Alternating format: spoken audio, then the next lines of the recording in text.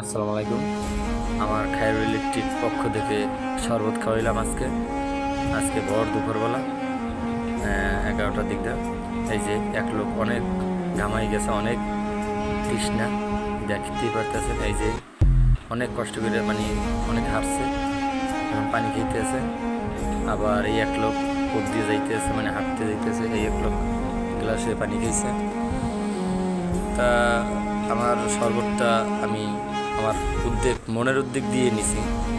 এই সবাই গাড়ি থামাই খাইতেছে।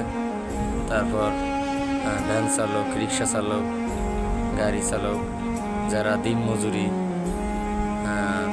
তারপর যারা পথযাত্রীরা, তারাও খাইতেছে।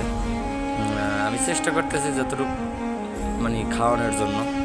তারপর আমি এই যে আমার এই যে সব আমার শিশুরাও সবাই চেষ্টা করতেছে সবাই হাতে হাতে পৌঁছে দেওয়ার জন্য, ডাক দেওয়ার জন্য অনেক সব চেষ্টাই করতেছে। তারপর মানুষ এই গরমের মতো অনেক গরম, 42 ডিগ্রির উপরে, এতটা গরম যে কর বাহির।